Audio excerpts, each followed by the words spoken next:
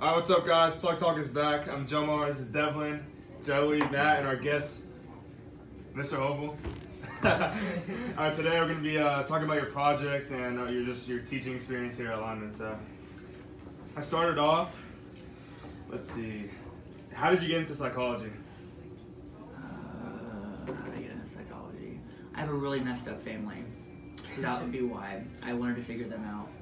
So I wanted to figure them out, and I wanted to get enough experience educationally to do that. So I did. I heard about the authenticity project you're doing with the teachers. Yeah. So That's my plan. That's what I'm getting my doctorate in right now. So yeah. What is that project? So I know it's one of your other questions on it, but I'll answer it early.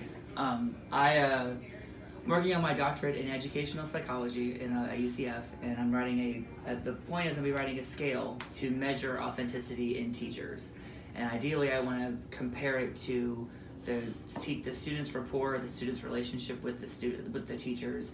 And my hypothesis is that the teachers who have a higher rapport rate with their students, the ones the kids like, in other words, the teachers are going to score higher on authenticity.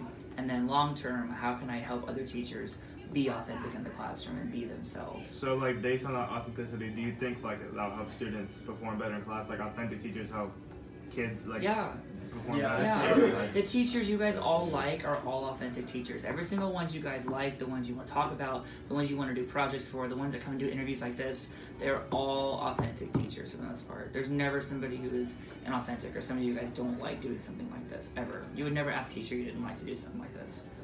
Alright, so how do you students help with your research? Well, you all recently, because I have two of you right now, you all helped me when I had a discussion day where we all talked about what authenticity is. That's the biggest problem in the research right now is there's no clear what's called operational definition of authenticity. An operational definition is where I can literally say what something is and it be able to be replicated over and over again, for example, in the layman's terms. So if I were to say table, an operational definition for this table, for example, is something that has 4 legs, people can put stuff on top of it, things like that help what's called operationally define it. To operationally define authenticity is really hard, and there's not a lot of research on it. So I've worked with all you guys, all 197 of my kids, and I had a group of teachers come to my classroom, and I'm gonna have hopefully another group of teachers come to my classroom and figure out what I can do to operationally define it and then write a scale around it. Okay. Really cool. Do you have any other adults helping with your your research, or is it just you? I have a professor at school I work with close by. She's the department chair in our department. She's my dissertation chair. Dissertation, just so you guys know, dissertation is a committee of teachers or usually professors who are at the school who have to sit and pretty much approve your project and say that you did all the research. And I have to present a 45-minute, 30-minute presentation on my whole entire research project. So but she's my dissertation chair, and I work very closely with her. She's fantastic. How long is this whole thing gonna take? I graduate in August 2021. So I'm saying you're doing this until you graduate? Alright. Yeah, you guys helped me with that stuff back a couple weeks ago. And then I'm gonna hopefully have I'll have the survey, I'll get approved through what's called an IRB, an Institutional Review Board. Seminole County has one and UCF has one. And you have to get approved to do the research through them, then it's not gonna hurt you guys, it's not gonna harm you or anything like that. And then once I know that's approved, then I can email the survey out, have all the kids take it, and then have teachers later on take the authenticity scale after I've created it this summer. So then I'll link the rapport scores you all rank your teachers with, and then the authenticity scores and compare them. Will you just do it at Lyman, or do you think you're gonna do it at other high schools? I want to do other schools. I know the other principals and other teachers at other schools who would possibly let me do it, so. So ideally you would want all of Seminole County to I would love that. That would be awesome, because then I'd have more results. I'd have more data to work with. The more data and participants you have in a survey, and the result that I find will be stronger, that'll prove it has more validity. So I want that. So how do you get into teaching? By accident. By accident? Yeah, I wasn't gonna be a teacher at first. I played schools a lot as a kid, and I was always a teacher because I was the oldest one in my neighborhood. But then, so I practiced when I was a kid. But then I found out how much teachers made, and I was like, I'm not gonna be a teacher. And then I went to school for counseling first, and then became a counselor, and then saw how much a counseling job makes in an agency, and it made about $10,000 less than it does as a starting teacher with a bachelor's degree. Really? And I'd already earned a master's degree, yeah. So I was like, I'll take a teaching job to pay the bills while I go get my counseling license and then work on the side with clients. And then I ended up really liking being a teacher.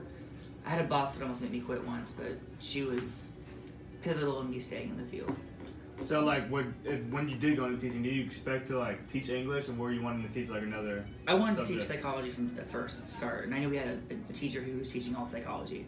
Like, that's the job I want. But I have an English degree too in English literature, so I'm qualified to do it, and I know enough about it. I'm not a terrible English teacher, I don't think. So and I know how to do things in the English classroom, so that's where I started. I had an all-English schedule for about the first 3-4 years I taught. So what exactly like kept you in teaching? Like, what did you like about the job so much that made you want to stay? I like working with kids.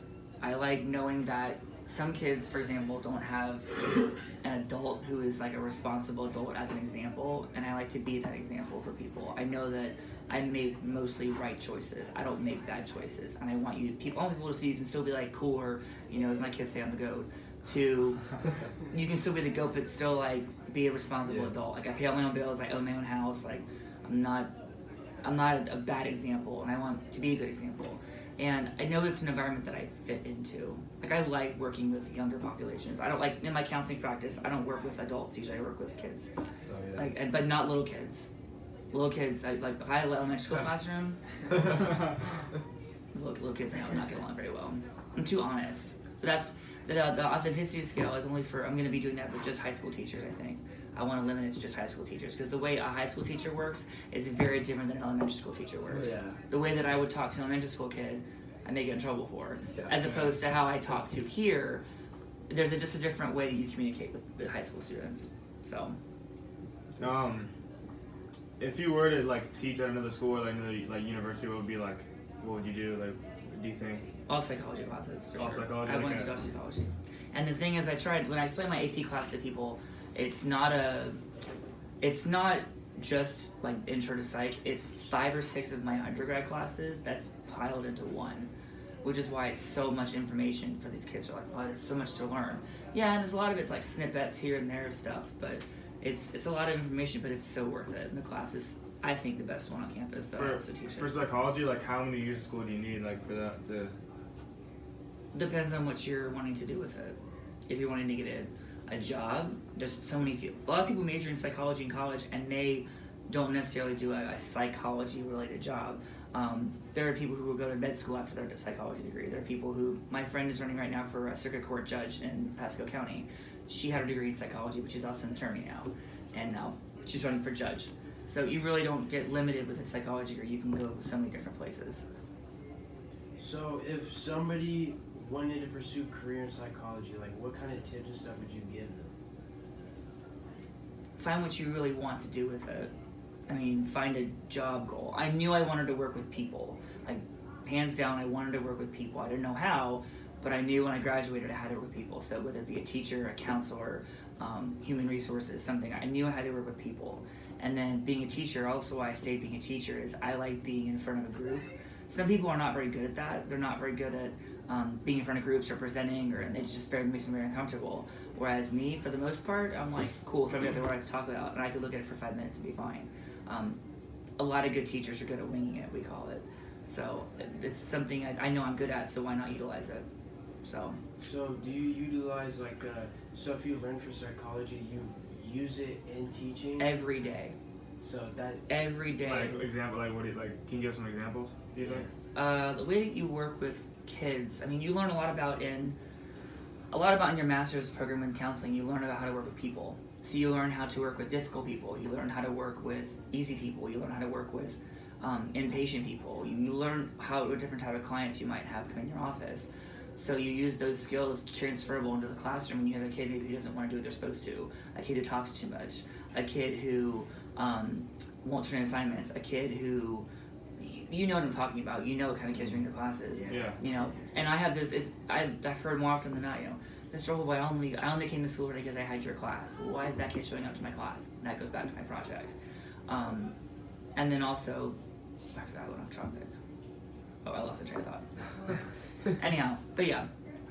Was UCF your dream school, or did you want to go somewhere else for psychology? UCF was convenient, and it worked for exactly what I wanted it to work for. And I'm really actually very happy I went to UCF. I love being in UCF's awesome. But my undergrad is from UNF, University of North Florida, and then my master's degree is from Rollins over in Winter Park. So, Oh, okay. Yeah. So you like UCF the most? do what? You like UCF the most out of all? Right now, because I'm there. I have to graduate and see how I feel afterwards. And also, Rollins has the best counseling program that you can get in the area.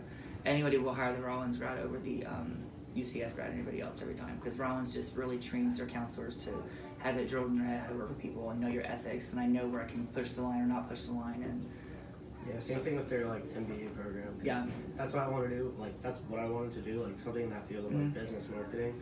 And I was talking to my counselor, and she said if you want like to get recognized, like for you know what you're doing, you have to go to Rollins because they train their kids so well. Yep. Plus, it's somewhat local, which is Yep. good. And their master's programs are about price-wise the same as anywhere else for the most part. They're a little bit more because it's a private school, but not astronomically like you would think.